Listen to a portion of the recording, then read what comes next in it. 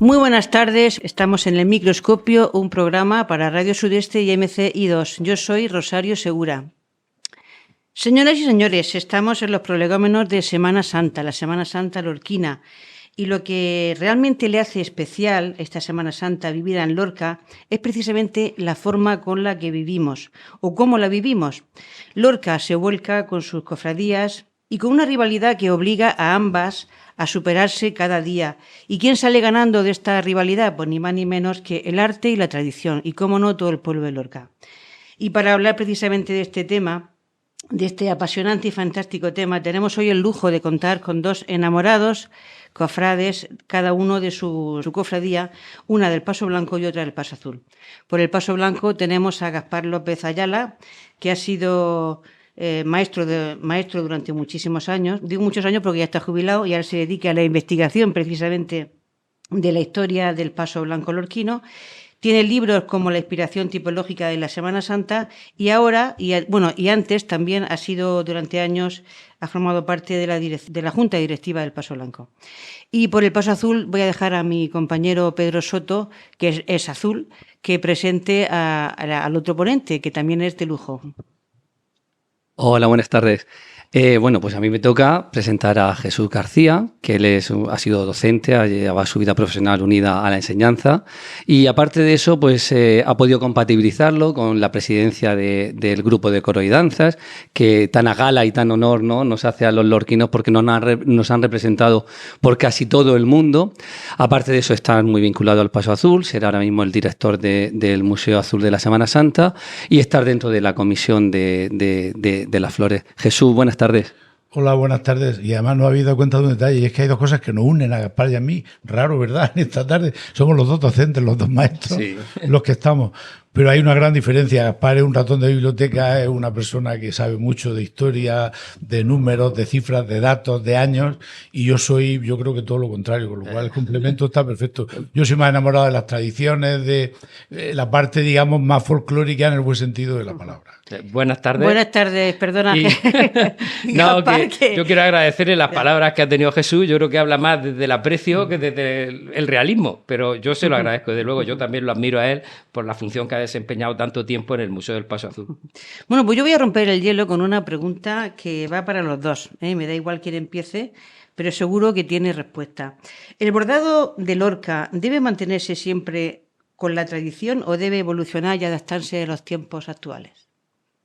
Por ejemplo, yo pienso que debe mantenerse dentro de una tradición. Otra cosa es que ahora, en la actualidad, hay unos medios técnicos que permiten facilitar el trabajo previo al bordado. El bordado se sigue haciendo sobre un bastidor con mujeres alrededor que pinchan con una aguja y van fijando hilos de colores. Pero antiguamente, a la hora de pasar, por ejemplo, un dibujo que hace un director artístico a un bastidor, había que hacerlo manualmente, volviendo a repetir ese dibujo en trozos de papel de seda que se iban fijando sobre el bastidor y había que perfilarlo para conseguir luego la superficie para bordar. Ahora mismo hay máquinas que te permiten pasar directamente el dibujo a un tejido blanco, que es lo que se fija sobre el bastidor. Ahorra mucho trabajo y luego facilita que se mantengan las simetrías cuando hablamos de composiciones simétricas y que no exija tanta permanencia del director artístico justo al pie del bastidor dirigiendo a la bordadora. Yo creo que si Cayuela o Felices hubiesen tenido en su tiempo la posibilidad de ahorrarse ese trabajo previo, yo creo que lo hubieran hecho. Por lo tanto, la inteligencia artificial, que tanto nos va a favorecer en casi todos los trabajos, creo que aquí no tendría su espacio, ¿verdad? Si hablamos de Lorca, tradición, bordados, ¿no? Esa palabra de tradición quizás no cabría, ¿no?, la inteligencia artificial. Pero, perdón, ¿cómo lo compatibilizamos con la evolución? ¿Quién crea? ¿Crea el ordenador o crea la persona que mueve las teclas y el ratón para diseñar un dibujo? ¿De dónde sale la idea? La inteligencia artificial está limitadísima. O sea, yo tengo que darle la idea para que él lo haga. Es posible que él me haga un dibujo de un romano. Yo he visto propuestas del ChatGPT y todas estas historias. Dibújame un romano. Bueno, eso no vale para abordar la Semana Santa de Lorca. De momento, hasta que la inteligencia artificial no avance más, tenemos que seguir dándole al lápiz. Eso lo tengo clarísimo. Yo lo que pasa es, claro, el problema que veo aquí, como yo el bordado lo considero un arte, no una artesanía, como un arte que es compararlo un poco con los demás y qué está pasando con la música, por ejemplo, en lo que ya los compositores están empezando a tener problemas porque la inteligencia artificial está haciendo, tú le metes los datos, que una canción de amor, que sea un poco lacrimógena, que en la tercera frase haga esto, y te la clava, ¿no? Te hace una composición perfecta. Entonces, o en la ciencia, marcar un poco los límites hasta dónde, lo que decía Gaspar, hasta dónde debe ser y hasta dónde podemos llegar y hasta qué límite no podemos traspasar. Y ese quizás sea el debate, yo creo que muy interesante de los próximos años, porque claro, evidentemente los próximos años, los grandes directores artísticos ya no están, hay otros nuevos que están empezando, que están consolidándose y que están, pero no sabemos qué va a pasar después. Claro. Pero ¿creéis que en la gente joven hay la posibilidad? Creo que se creó como un ciclo formativo, ¿no?, para enseñar a la gente a abordar. Las personas jóvenes, porque hay que tomar el relevo de las grandes bordadoras que tenemos hoy en los distintos pasos, tienen, iba a decir, ganas o la necesidad o quieren o se implican para tomar esto como profesión. Los requisitos, permíteme, Gaspar, terminar. Y luego, los requisitos como profesión, decía, a la hora de tener un alta en la seguridad social, un sueldo digno, tal. Todas esas condiciones acompañan para que esto pueda continuar en un futuro, porque sin el bordado no hay Semana Santa. Cierto. Es que has pronunciado la palabra clave, que se trata de que se pueda vivir de esto. Para que alguien tenga interés en aprender a bordar, es con una vocación profesional, o sea, por una labor profesional. Si en el futuro una persona no se puede ganar la vida bordando, se va a dedicar a otra cosa. Eso es de lógica. Entonces, lo que habrá que habilitar es la forma de que las cofradías tengan su plantilla de bordadoras que trabajan específicamente para la cofradía en un tipo de bordados que quizás tengan más exigencia técnica que otras cosas que podamos denominar bordado comercial y que les permita a ellas, en las mismas instalaciones nuestras, por ejemplo, el trabajar para fuera de Lorca, conseguir abrir mercado, que eso es muy difícil también, porque cuando alguien de fuera viene y te encarga un bordado, un manto, una túnica para un Cristo, para una Virgen, cuando le da el presupuesto se escandalizan. Ellos no se pueden imaginar que una persona, una mujer, se tire todo un día para bordar 5 centímetros. En 5 centímetros de trabajo un día, esa es la producción que me está ofreciendo, pero es que el bordado es así. Entonces, el problema está ahí, en que no va a tener salida comercial, luego no va a tener gente que quiera vivir de esto. Ahí está el problema. Claro, y afortunadamente la sociedad con la historia ha ido avanzando en derechos sociales, sobre todo los trabajadores. Qué duda cabe que de las bordadoras de ahora a las que yo conocí hace 40 años, pues no tiene nada que ver. Era gente muchas veces que iban de forma voluntaria, los talleres estaban en las casas. Yo recuerdo que el Plan Azul se empezaba a abordar después de Navidad, empezaban a abordar los proyectos que iban, no era un año entero como están ahora trabajando. Sí. Y muchas de las ocasiones la gente iba de forma voluntaria, ni siquiera, bueno, pues tanto ahora, bueno, pues les daban a lo mejor una ayuda y la bordadora era más, digamos, como hobby, vocacional, porque eran blancas y eran azules. Ya está, como, sí. Que como profesión. Eso ha cambiado, afortunadamente. Sí. Ahora el bordado es una profesión, la bordadora es una profesional, como una copa de un pino, además de ser un artista que lo es, ¿no? Sí, y entonces, claro, evidentemente, pues hay que cubrir las expectativas de los seguros sociales, tienen su baja laboral, como no podía ser de otra manera, tienen sus pagas extraordinarias, tienen su mes de vacaciones y tienen lo que le corresponde a cualquier trabajador. Y eso es lo dificultad, como decía Gaspar, el aunar, el conjuntar esas dos cosas, que les sea rentable o que las cofradías puedan tirar de ese mare magnum, que cuando ves la cifra dices, madre mía, cómo una cofradía puede abarcar económicamente, claro. El tener. Nosotros no somos empresas, claro. No somos entidades con ánimo de lucro, todo lo contrario. Y una pregunta, ¿qué aspectos consideráis que han cambiado históricamente a lo largo de la historia de las procesiones, no de la Semana Santa, sino de las procesiones, de la puesta en escena, de la puesta en escena de esas imágenes? ¿Qué es lo que ha cambiado de años atrás, ahora? Yo creo que hay un cambio fundamental en cuanto a la forma de sacar la imaginería. Hemos vuelto a los orígenes de los tronos de Andes. Al principio, en el siglo XVI, XVII, XVIII, las procesiones del barroco iban a base de costaleros. Todos los tronos se sacaban así. Tuvo una decadencia, se fue perdiendo el ánimo para salir en las procesiones y sacar los tronos, y eso fue lo que obligó a pasar a las ruedas, porque ya no había gente suficiente. Cuando se crea el paso de oficiales como antecedente del paso blanco, es porque ya la Archicofradía del Rosario necesita gente para sacar esa procesión. Por eso se abre a que ingrese más gente dentro de la cofradía. Ahora hemos visto que ese fenómeno se ha vuelto a producir con la apertura y el gran número de cofrades que han ingresado en las cofradías a raíz de los tronos en andas. Porque lo que antes llevaban entre 5 o 6 personas debajo del trono, ahora necesitan más de 100 personas en los tronos. Entonces, yo veo que es el cambio fundamental que ha habido. Ya veremos si no tenemos que volver al paso del tiempo, porque parece que fuesen modas, ¿no? Pero mira, yo creo que no, porque decíamos siempre al principio que se sacaron los tronos. Ya verás esto cuando pase la moda, pero bueno, llevamos ya 20, 30, 40 años y ahí están. Llevamos desde el 95. Y hay lista de espera para... yo estoy de acuerdo con Caspar, que ha sido una grandísima evolución, pero yo lo ampliaría un poco más, no a los tronos, a andas, sino a la participación de la gente en la procesión y en las cofradías y en la ciudad y en sus alrededores. Porque evidentemente la Semana Santa de Lorca era una fiesta urbana. La gente de la huerta subía, participaba con sus animales, porque el señorito traía la mula que tenía o el caballo y tal, pero la gente de la huerta era ajena absolutamente a la Semana Santa. De hecho, y yo esa evolución la he sido maestro en el campo rural mucho tiempo, yo la he ido palpando, como cuando yo llego, por ejemplo, al colegio de Marchena, que está apenas 10 kilómetros de Lorca, del casco, pues tú allí le hablabas a los zagales y no eran ni blancos ni azules. Pues sí, les sonaba la procesión, habían venido a Lorca, se habían vestido de alguna cosa en alguna ocasión, pero más en plan de fiesta, en plan que sentimiento.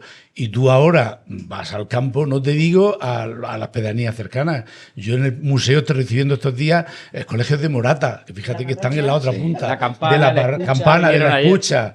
Y te quedas alucinado de ver los zagales con los pañuelos blancos y azules. Sí. Y eso para mí creo que es una evolución muy positiva, el que no sea una fiesta solamente urbana, que sea toda la comarca. Es más, yo creo que incluso gente de fuera de Lorca cada vez participa más en este asunto. Ayer hubo en el museo un colegio de Puerto Lumbreras, y los zagales de Puerto Lumbreras se sabían absolutamente lo de viva el paso blanco, viva el paso azul, iban con sus pañoletas. Y digo, ha trascendido. Ha sido lorquino, muchos años. Sí, pero quiero decir que en eso los medios de comunicación habéis tenido mucho que ver, porque claro, ahora mismo es que la Semana Santa de Lorca es conocida y ahí está la prueba de la venta de sillas, que no queda absolutamente nada. Quiere decir que ese impacto que tiene, pues lo ha tenido también en la sociedad. Es una cosa cerrada absolutamente, se ha abierto a la sociedad y tú ves, yo creo que no hay una institución ahora mismo en Lorca que tenga la cantidad de gente joven como tiene las cofradías. Sí, pero fíjate, en relación a este punto que acabas de tocar, Rosario, yo era una de las preguntas que traía. Quería decir, esa implicación de tanta gente, de la gente que realmente siente los pasos y que antes estaba en los palcos y que hoy en día está en la carrera, está haciendo que cambie un poquito.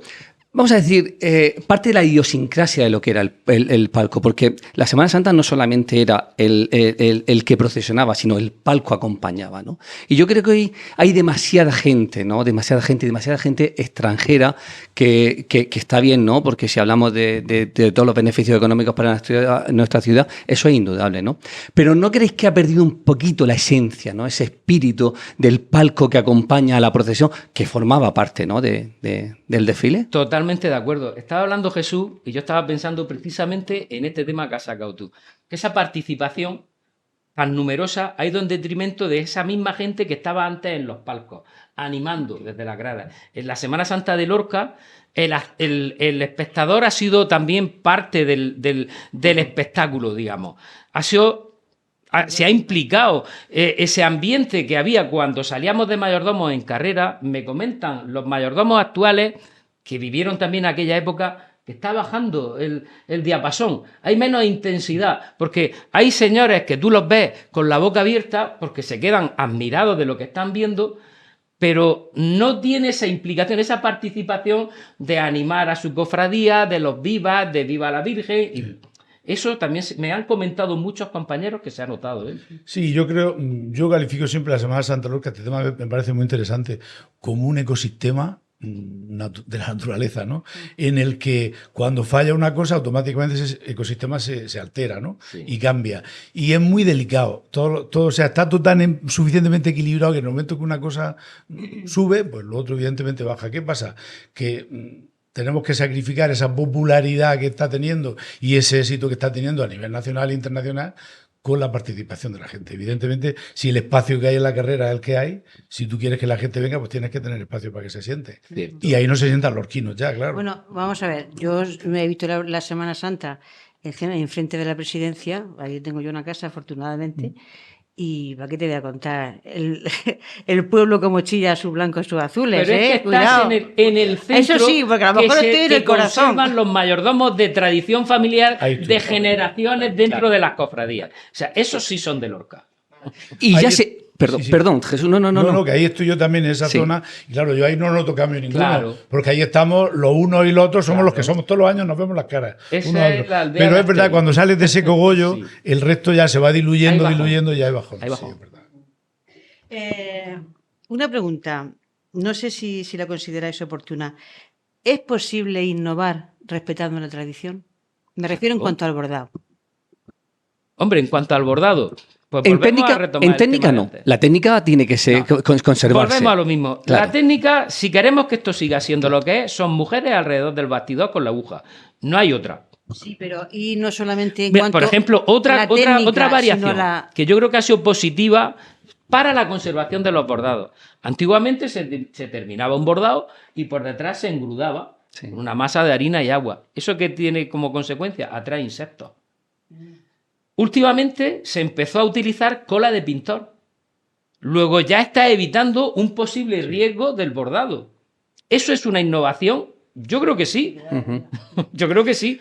Entonces, siempre que sea ese tipo de labores auxiliares que facilitan o el trabajo del director artístico o el de conservación de las piezas, eso sí lo veo positivo. Ahora, bordar es mujeres alrededor del bastidor. Sí, fíjate, voy a tomar lo que decía ahora mismo Gaspar, mujeres alrededor del bastidor.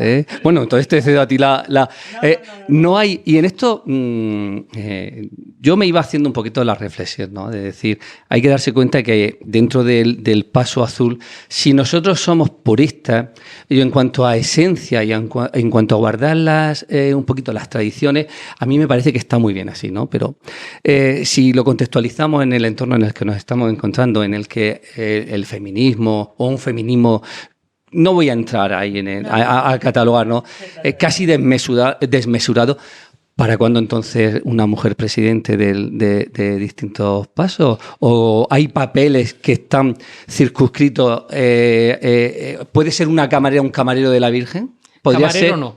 ¿A que no? Camarero. Por eso quiero decir, entonces, habría cosas que son compatibles con la evolución y sobre todo con los que van reivindicando, que son las nuevas generaciones, ¿no? Que esas posiciones tan definidas de que todo tiene que ser igual, ¿no?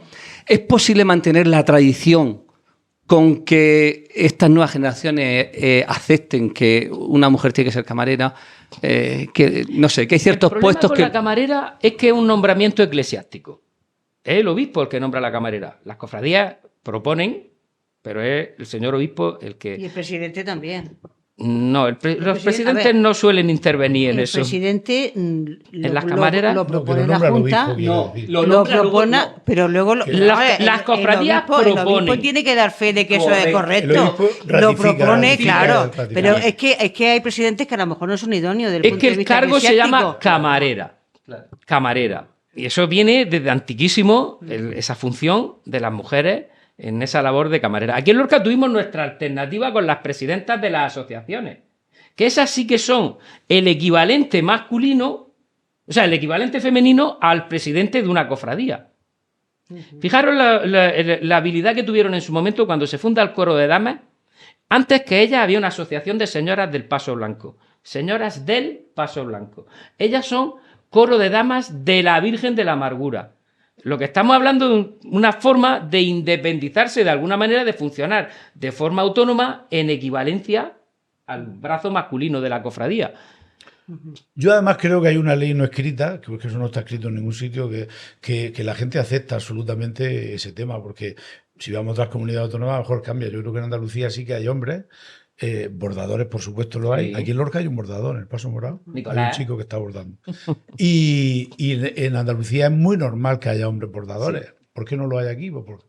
Igual camarera o camarero en en Andalucía también hay, los hombres son los que visten a las imágenes y son los que están, pues, están acostumbrados, pero aquí yo creo que ese problema no existe, ¿no? Nadie plantea.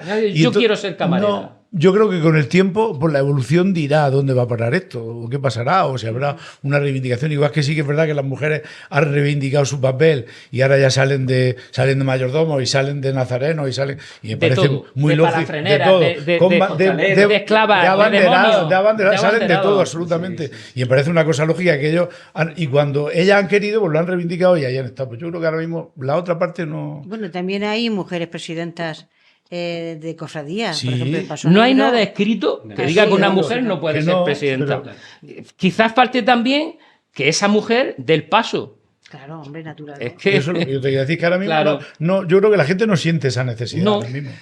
Fíjate, y siguiendo un poco con las tradiciones, con el apego, el arraigo, yo quería haber empezado, no por eso voy a cuestionar cómo has empezado, Rosario, siempre intachable, pero recordando pues nuestro pistoletazo de salida que ha sido este año un acto sublime, la pregonera. La pregonera ha sido, que es uno de los actos que más me gusta, el pregón, y que sigo hace muchísimos años.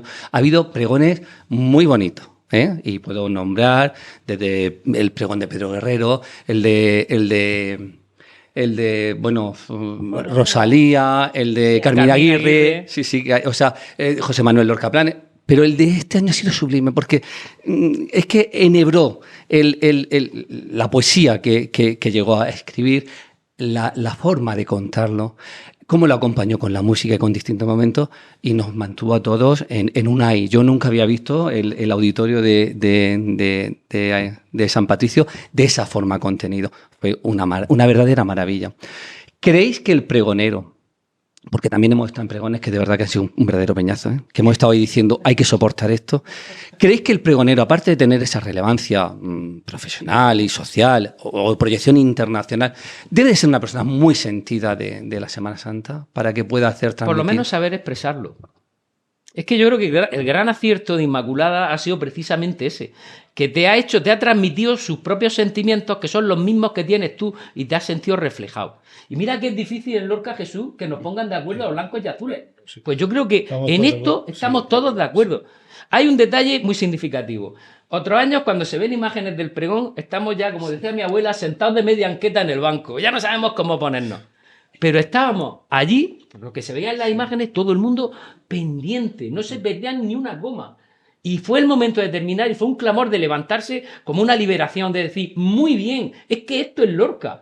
Y yo creo que ese ha sido el gran acierto. Sí, la clave, yo estoy de acuerdo contigo, es que muchos pregoneros lo que han hecho ha sido transmitir lo que ya sabemos todos. O sea, que hay reyes, reinas, faraones, no sé qué, carrozas, y siempre todos los años era lo mismo. Y sale no sé qué, y sale una carroza. ¿Sabes? Y ella lo que ha hecho ha sido transmitir una cosa que yo creo que es dificilísima, que es que una persona sepa su interior, plasmarlo fuera y comunicarlo a la gente. Y eso fue porque yo creo que cada uno de nosotros, los que estábamos ahí, nos veíamos reflejados en los sentimientos que ella quería expresar. Y luego la segunda parte es que lo hizo de una manera, yo creo que sublime, exquisita.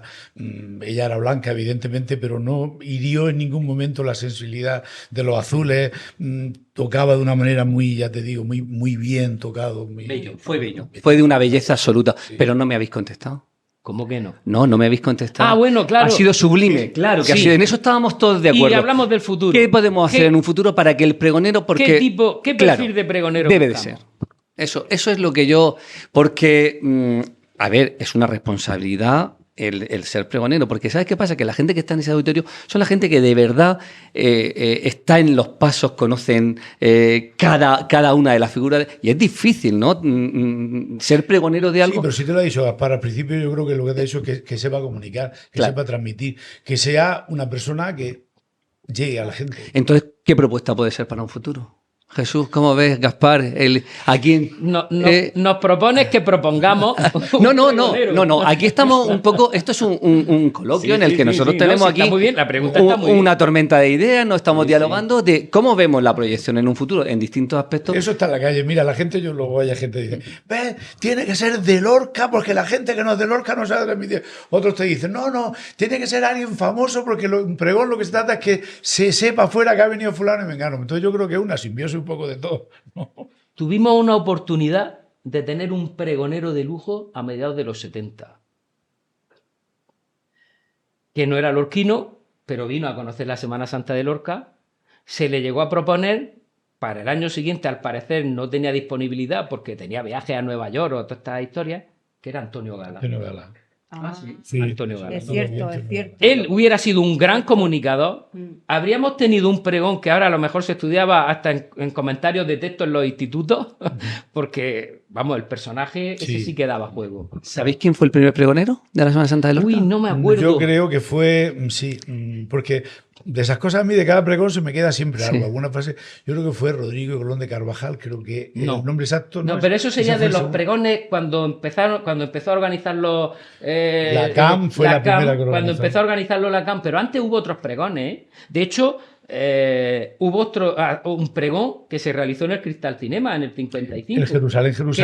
Que no hubo procesiones en el 55, que fue cuando vino del Corral, el periodista de ABC. No te digo yo que sabe mucho de historia, yo ahí no llego. Pero no me acuerdo pero yo, digamos, el primer pregonero de la época. De la etapa reciente, yo creo que estoy especializado en lorquinos y en blancos del siglo XIX. Ya los de ahora es que ya no ni los Colón de Carvajal, que fue presidente del Senado, yo creo que fue en la nueva etapa, yo creo que este fue el primero. Sí.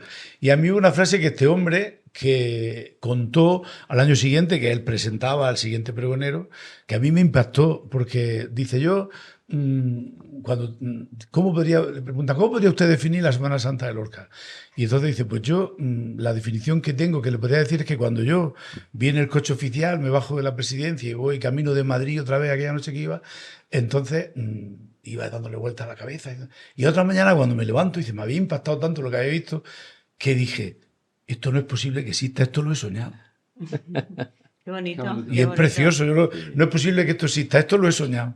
Y entonces me parece una definición también muy acorde con esta cosa que es de locos. Decir, bueno, ¿cómo es posible que en un pueblo aquí en el sureste de España, olvidado del mundo en toda la historia, incomunicado muchísimas de las veces, hubo una gente que yo siempre lo digo, a la que tenemos que estar infinitamente agradecidos, que pensara en esto? Sí. Que pensaran esto y que dijeran, qué maravilla se le ha ocurrido hacer aquí. Sí, pero no se nos ocurre a nosotros. Esto mismo que hacemos nosotros, han salido grupos de procesión, grupos bíblicos en Sevilla, hasta los años 50. En Puente Genil hay todavía. Los de Puente Genil son incluso más antiguos que nosotros. Sí. Pero es que acabo de encontrar imágenes de esto mismo, con los mismos personajes. Imagínate que cogemos las fotos del archivo de Rodrigo y les damos colores. Eso es lo mismo que están haciendo ahora mismo en varias localidades de Malta, de la isla de Malta. Fíjate. O sea que forma parte de una estrategia de la Iglesia de reevangelizar. Una época en que se siente perseguida, que necesita recuperar la calle, y se le ocurre, bueno, vamos a frente al protestantismo que viene. ¿Habéis visto en las películas estas americanas que uno cita un pasaje de la Biblia y el otro le dice, eso es de Lucas 5, no sé cuánto? Eso en España era impensable. Más que nada porque, por ejemplo, en Lorca, el 90% de los lorquinos eran analfabetos. Ni podían leer la Biblia ni los catecismos. Era una catequesis. Exactamente. Había que sacar la catequesis a la calle para eso. Pero eso ocurrió en Lorca y en muchos sitios en España en ese momento. Y por lo que estamos viendo, también en el extranjero. Pero bueno, lo que te quiero decir es que eso está bien. Las escenas bíblicas evidentemente se hacen en varios sitios, pero esa conjunción de la escena, del bordado, por eso aquí de la puesta en escena, por ahí se han perdido, del caballo y de lo que es más la participación de la gente, que el pueblo, como decíamos, es que participa. El contexto artístico del bordado. El contexto completamente. El complemento artístico. Es que es una cosa... La música, por eso aquí existe y en la mayoría de los sitios se perdió. Eso se perdió. Pues en relación a eso, a esa proyección de futuro que visionamos en la Semana Santa y que, bueno, no sé si aún desde dentro de los pasos se sigue trabajando para que sea declarada Patrimonio Inmaterial de la Humanidad, aquí me surgen a mí alguna cuestión que yo creo que, fíjate, aparte de la gente que está implicada dentro de los pasos, creo que el ciudadano lorquino tendríamos o debemos de tener la responsabilidad de que cuando recibimos a la gente de fuera o estamos sentados en un palco y al lado tenemos una persona de fuera, conocer qué personajes hay dentro qué está desfilando dentro de la Semana Santa. Y yo desde aquí, y llevo ya años pidiéndolo a los políticos, que dentro de las áreas transversales en los colegios, como en Águila se hace el carnaval, aquí se debería de trabajar, y hoy se lo comentaba a Jesús, una comisión deontológica, alguien de distintos pasos, ¿no? Que conozca bien los pasos y que creara precisamente ese estudio, porque los ciudadanos tenemos la responsabilidad. Yo no puedo decir a un extranjero que viene, pues yo, un carro que tira 2 caballos. Oiga usted, si esto es patrimonio inmaterial de la humanidad, esto es de todo. Y todos tenemos corresponsabilidad para conocer eso. Y yo desde aquí abogo en que en los colegios se debería estudiar eso, 1 horita a la semana. Y alguien desde dentro de los pasos, como vosotros, conocedores, hacer ese folleto que informe y que se trabaje en los colegios. Porque si os dais cuenta, ahora todos van a sacar la procesión a la calle. Pero no saben lo que son. Vale, yo soy Julio César, pero ¿quién era Julio César? ¿Vale? Abogado, pretoriano, un hombre de renombre. ¿Sabes? Eso es lo que se debería decir. Perdona que te corte. ¿Y qué tiene que ver Julio César con la Semana Santa lorquina?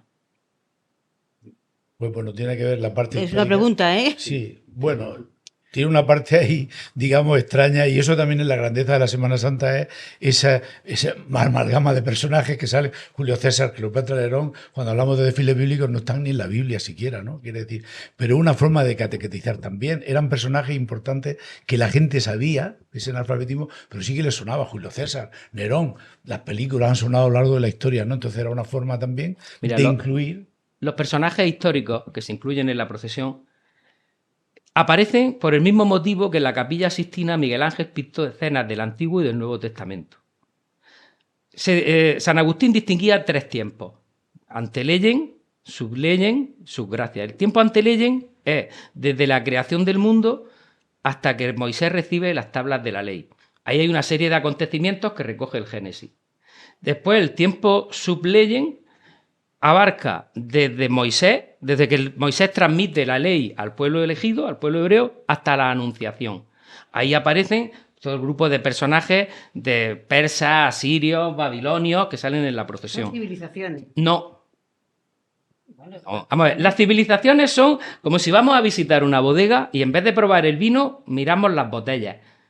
Es el contenedor, es el contexto en el que las recreaciones del pasaje de la Biblia se enmarcan, porque no es que salga Persia en la Semana Santa de Lorca, salen persas porque la historia de Esther y Asuero ocurre en el Imperio Persa. Pero lo importante no es Persia, no es la civilización persa. Yo no tengo que explicar en la procesión cuando sale ese grupo que los persas construían con capiteles que tenían 2 toros unidos por el cuerpo. No, yo tengo que explicar que Esther es una prefiguración de la Virgen María y que por eso sale en la procesión. Y luego el tercer tiempo, que es el que enmarca a los personajes históricos, es el tiempo subgratia, o sea, el tiempo de la gracia, que empieza con la redención, el tiempo de la vida de Jesús, con la redención, la pasión y muerte y resurrección. Y ahí empiezan los grupos romanos y todo el tiempo posterior hasta el triunfo del cristianismo está enmarcado dentro de ese tiempo. O sea, tenemos los 3 tiempos que tradicionalmente la Iglesia ha reconocido como periodo en el que se produce la redención, la salvación. Desde el principio de los tiempos se está preparando ese plan divino de salvación que concluye con la redención en tiempos de Jesús. ¿Cómo se elige un manto? Bueno, ¿cómo se elige? En esto Gaspar quizá tiene mucha más experiencia que yo y puede decir más, pero el manto se elige, hay una comisión. Bueno, en primer lugar, la Junta Directiva piensa que va a hacer un grupo nuevo o que hay que renovar un grupo de mantos que ya están muy deteriorados. Valoran necesidades. Y entonces se valoran necesidades y hay por supuesto, una escala de necesidades. Pero te refieres, perdona, yo creo, te refieres al diseño, al dibujo que lleva, a qué simboliza cada... Porque normalmente detrás de cada manto hay un dibujo bordado que simboliza algo, ¿vale? Quiero decir, por eso, que no es que esté ahí hecho aleatorio, ¿vale? No, sino claro, que lleva algo, ¿no? Si hablas del personaje que... Bueno, ahora mismo no voy a entrar en ningún... ya la Junta Directiva ha decidido que quieren hacer este manto nuevo o antiguo, correcto, que hay que renovarlo. Correcto, ¿no? Entonces pasa el batallas a la comisión artística. La comisión artística es la que se encargará. Entonces ahí hay varias propuestas. Elaborar los bocetos, exactamente, se eligen el que más se considere oportuno.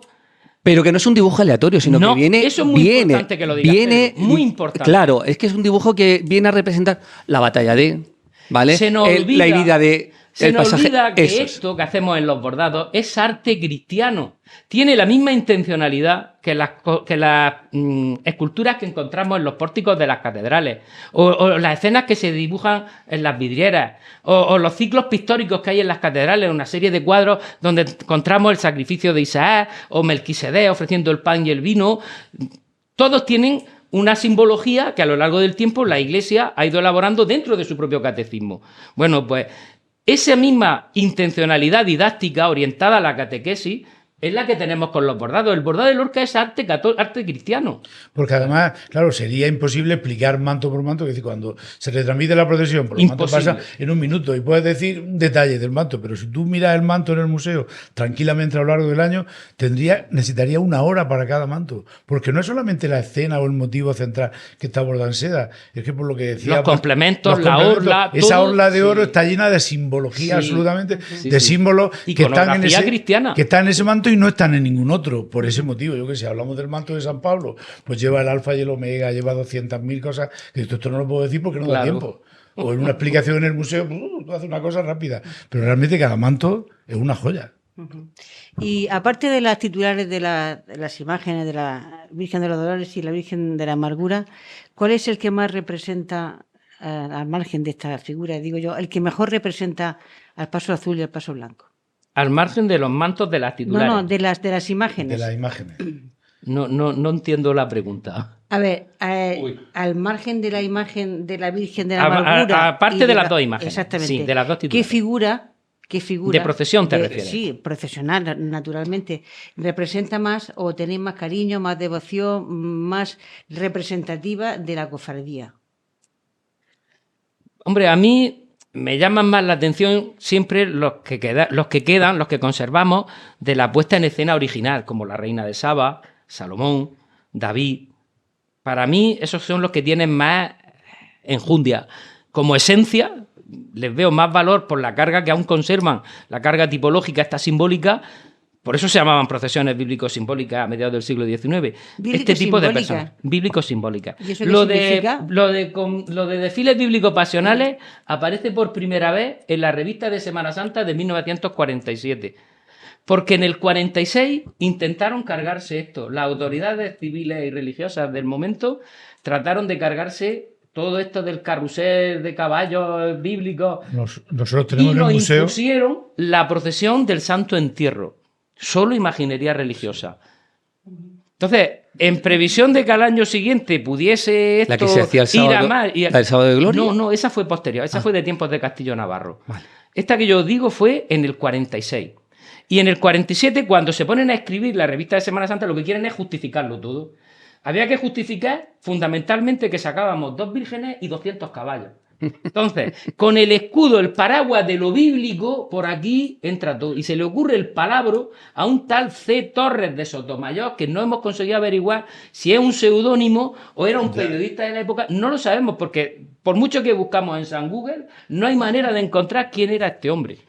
Nosotros tenemos en el museo un cartel muy curioso, será de estos años, ahora mismo no te puedo decir el año exacto, pero que parece un cartel de toros. Un cartel taurino más que de Semana Santa. Y entonces lo titulan Desfiles de Primavera. Claro, y cabalgatas también. Y cabalgatas sí. para camuflar de los lo que años sea. 30, seguramente del 32, por aquello de conciliar con el tema de la Segunda República, que era un gobierno laico. Sí. Entonces, este tipo de ceremonias religiosas, en sitios donde tuviesen mucha tradición, se respetaban, pero no en todos sitios. Entonces, por aquí había que evitar... No era por un lado o no daban por otro. Pero para no dejar esto en desequilibrio, que Gaspar se ha pronunciado Jesús del paso azul, hombre, que es aquello que tú... Y voy a hacer una segunda pregunta con eso. Ya voy a levantar un poquito, porque estamos en tiempos de Semana Santa y hay que rascar un poquito, ¿no? Es que nos llevamos bien. Yo ya quiero meter un poquito. Yo, la verdad, estoy encantado. Es una pasada estar con estas personas y estar aprendiendo tantísimo de ello. Y aparte de qué es para ti o qué es lo que más representa, luego, ¿Qué es lo que más ampollas levanta respectivamente a cada uno de los pasos o al contrario? No me ha respondido. Por eso he dicho que responda ¿Qué primero. imagen es la que...? Bueno, es que a la vez, lógicamente, lo que más ampollas levanta a uno es lo que más le gusta al otro. Pues yo creo que tiene que ver, evidentemente, Nerón para los azules es un personaje emblemático, queridísimo, amadísimo y que... ¿Y de imagen religiosa? Yo creo que la imagen religiosa, bueno, la Virgen, por supuesto, está a años luz del resto de imágenes Por eso religiosas. digo que vamos a separarla Pero un poco. yo solo veo a un nivel de fe personal. Cada uno tiene un cariño a una u otra y también tiene mucho que ver con la tradición. Lógicamente, las imágenes más antiguas, como puede ser el Paso Azul, el Cristo Yacente, pues tiene, yo creo que muchos más, digamos, devotos de él que el Cristo de la Coronación de Espinas, que es más reciente. No porque tenga nada que ver uno con otro, sino simplemente porque al estar uno más años que el otro aquí, pues tiene mucho más devotos, pero no quiere decir nada de calidad ni de absolutamente. Yo creo que la Coronación de Espinas, pues cuando lleve aquí pues 100 años entre nosotros, pues esperemos que no haya desaparecido esta historia y que siga teniendo sus fervientes seguidores. ¿Y la imagen religiosa del Paso Blanco? Hombre, aparte de la Virgen de la Amargura, y pese a que San Juan sea el patrón de la cofradía, yo creo que tiene mucho más tirón últimamente desde el año 1995, desde hace justo 40 años, el Cristo del Rescate. Sí, pero porque fue un poco pionero, ¿no? El volver a Andas, claro, ¿no? El volver claro. a lo es antiguo. Que el detonante claro. del fenómeno que antes describía muy bien Jesús, de esta volver a echarnos a la carrera, a participar en las procesiones, viene precisamente con el Cristo del Rescate. Sí. Sí, la gente se quejaba de que esto ya veréis, es moda de estos primeros años, después no sé qué, o que se está vaciando la carrera, bueno, pues ahí hay una conversación. Pero eso a la vez, esa participación, mira, a mí hay un fenómeno que cada vez me entusiasma más cómo participa la gente, cómo está, que es la recogida de banderas. Era una cosa que en los últimos años estaba muy bajo, no había mucha participación, estaba ahí la gente. Y ahora yo observo que en los últimos 10 años, sobre todo estos últimos 5, es una locura. La gente cómo sigue ese movimiento, cómo tal. Ese calentar, que yo lo veo una ceremonia fundamental para la procesión, porque es un poco el calentar motores para lo que, o sea, si tú estabas un poco frío, si tú esa tarde de verdad estás, hoy no me voy al parque, no te van a eso. Si tú ves la recogida de bandera, automáticamente te entra el gusanillo, porque es un chute, porque siempre pasa algo. Que aquellos no nos han dejado, que han pasado 3 minutos antes y están parándose porque que están amenazando y nos quieren que nos mojemos. Todo eso, claro, la sangre te la va calentando. Evidentemente, fíjate cómo son. Hay que ver que no nos dejan ni un minuto. Los unos del otro y los otros de los unos. Los dos. Y eso yo creo que es ceremonia imprescindible para que luego la procesión discurra como tiene que discurrir, con ese fervor y con ese entusiasmo. Entonces, ¿creéis que las procesiones están aseguradas? ¿Hay relevo generacional? ¿Veis dentro de los pasos? De momento, yo sí veo mucha gente joven. La asociación esta juvenil del Paso Blanco tiene un montón de niños y yo sí que veo relevo generacional. Luego es cierto que se producen bajones en estos mismos críos que ahora tienen mucho entusiasmo, pero es por ley natural porque muchos se van a estudiar fuera, luego unos vuelven, otros no, pero yo sí veo mucho entusiasmo en las nuevas generaciones, sí. Pero fijaros, ¿creéis que un poquito, y en absoluto quiero que haya un doble sentido y se interprete en las palabras que yo voy a decir, pero este cambio demográfico que hay en nuestra ciudad, esta simbiosis, ¿no?, con las distintas culturas que bueno, que estamos hablando del 30% de la población de Lorca, ahora mismo ya no son lorquinos, ¿no? Por ahí, bueno, pues por ahí el 35%, aún más a mi favor. ¿Cómo se puede engranar que todo eso pueda funcionar? ¿Todo eso puede generar algún choque en un futuro? No sé, ¿cómo veis? Depende de la religión que profese cada uno. Evidentemente, los que son musulmanes no se van a integrar ni van a participar jamás en una cofradía religiosa. El resto de inmigrantes que tenemos, yo sí veo muchos que participan en actividades de las cofradías. Y con pañuelos ya puestos, señor. yo creo que los críos ayer en el museo que van sí, con señor. pañuelos, Vienen, que participan, que están, y eso es una labor importante, el intentar integrar a esta claro gente. Que sí. Hombre, los que son de nuestra religión, vienen de una tradición cristiana. Y los musulmanes, pues yo veo que cuando sales en la procesión de una cosa a otra, tú los ves allí, que ellos están por lo menos mirando, observando de una la manera ventana o los ven pasar por la curiosamente por la lo estás viendo, sí. Y yo con los colegios veo que vienen muchos musulmanes, vienen. sí. y cuando tú le explicas, porque muchísimas de las figuras que hay allí expuestas están en el Corán también, entonces se quedan como un poco asombrados y dicen, bueno, Monsé, este es Moisés. Sulimán. Y entonces, Salomón. Claro, entonces ellos se quedan alucinados de ver, pues San Juan Bautista, pues San Juan Bautista es una figura importantísima para ellos. Claro, y la reina de Saba, la cita también una de las suras del Corán. Todo ese tipo de son cosas personajes que conocen. Tenemos que también trabajarnos las cofradías, de que son cosas que nos unen, vamos a ver lo que nos une. Exacto. Y que ellos en vez de provocar rechazo. No vean aquí como un rechazo, como una rivalidad, como una religión que quiere imponerse a ellos. Es que el Corán y la Biblia, a lo mejor más del 80% son las mismas figuras, las que aparecen. De cara al futuro, a ver, ¿podemos ampliar la carrera? Si queremos... Bueno, yo tengo antes otra pregunta. Perdón. No, bien, yo es que más que ampliarla, es que se ha debatido en algunas ocasiones cambiar el itinerario. ¿La dirección? Sí. O hacer un circo romano. Hacer un circo romano donde... Un sambódromo. Bueno, el sambódromo no. Circo romano sería lo más acercado. No, te digo, yo tampoco. Porque, vamos, la procesión tiene la configuración que tiene la capacidad que tiene, y tiene el espacio que tiene, y tiene el sentido en ese espacio. Y unos condicionantes por los animales que participan. Animales y por la cantidad de lorquinos, que es lo que hablábamos antes. Si eso se hace mucho más largo, aparte de que los caballos yo creo que no aguantarían, no hay tanta gente en Lorca como para llenar eso, para que haya ahí esa y por la Alameda de Cervantes. ¿Y la ida y vueltas cómo la haces? ¿Cuánto puedes desplazar a unos señores que llevan 1.500 kilos en el hombro, que vayan hasta allí y luego desfilen y luego vuelvan? Y que perdería, yo creo que la gracia, yo que sé, las flores que se les tiran a las vírgenes. Claro. En ese edificio, el concierto de Año Nuevo. ¿Tú quieres ir al concierto de Año Nuevo? Me lo has quitado. ¿Verdad que sí? Es el ejemplo claro. El concierto de Año Nuevo. ¿Tú quieres verlo? Claro. Lo pagas este año. Y ya sabes que te toca dentro de 5 o 6 años. Claro. Sí. Lo que se anhela es lo que se desea, es lo que vale. Y si tú quieres ver la Semana Santa Lorca, la vas a ver. Lo dices, oye, yo me apunto en una agencia que sé que... Y te dicen, pues, oiga, usted en el año 2030... Usted va a ir. Bueno, pues... Ahora, si tú dices, bueno, esto venga, va, ¿hasta qué límite llegaríamos? Las vírgenes tienen los recorridos de los tronos y la procesión, tiene el entorno que tiene que tener. Las calles, yo creo que con las medidas exactas para las carrozas, para los grupos de caballos, para las imágenes, los recorridos, la salida de las imágenes tiene su recorrido ya establecido.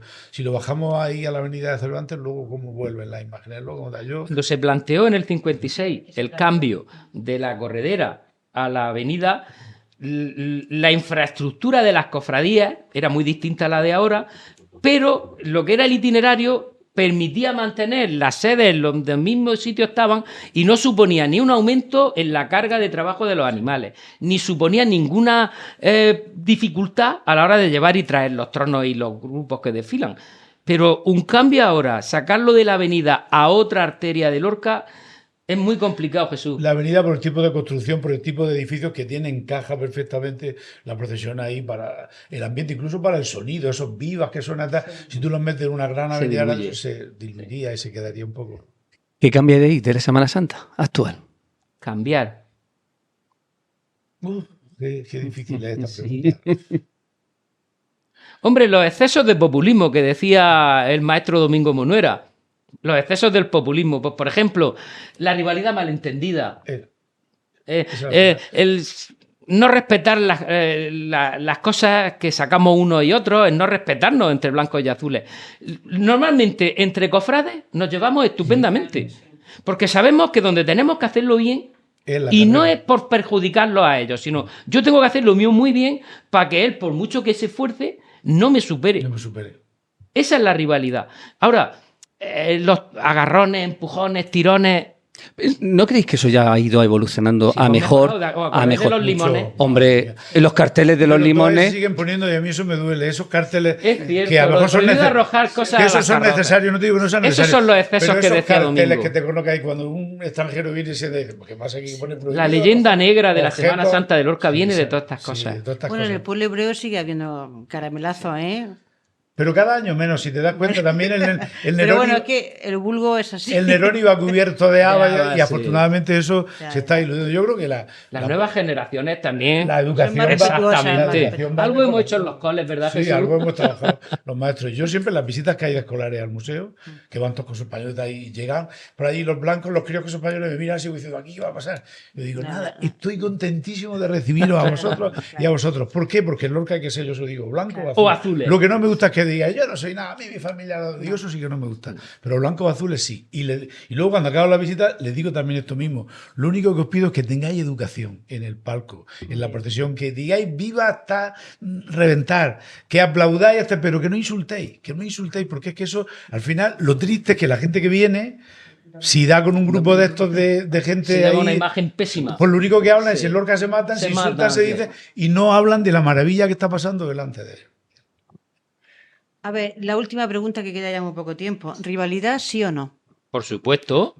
Rivalidad 100%. Claro, es lo que nos ha traído hasta aquí. Claro, si no hubiera rivalidad... Hay un investigador que se llama Isidoro Moreno Navarro, que ha estudiado la rivalidad en cofradías de Andalucía. Y hay un hecho significativo. En todos los sitios donde las cofradías son de tipo semicomunal, como él dice, que son el caso de las lorquinas, la Semana Santa de esas localidades tiene una vitalidad de la que no gozan otros sitios donde han decaído, no tienen ningún tipo de trascendencia fuera de la localidad. Entonces, yo creo que eso es lo que nos ha traído hasta aquí y lo que nos hace intentar superarnos y mejorar. Por eso siempre la Semana Santa de Lorca es un continuo avance. Es aquello del lema olímpico trasladado a las procesiones de Semana Santa. Más grande, más alto, más rico. La rivalidad es fundamental, si no, no habríamos llegado donde hemos llegado, a esos límites de perfección y de hacer las cosas cada año, yo creo que infinitamente mejores. Y entonces eso hace que la superación sea tremenda. Y eso los críos lo ven también. Porque los equipos de fútbol, los grandes, son lo que son. Pues por esa rivalidad que tienen ahí, que la rivalidad nunca está reñida con la educación.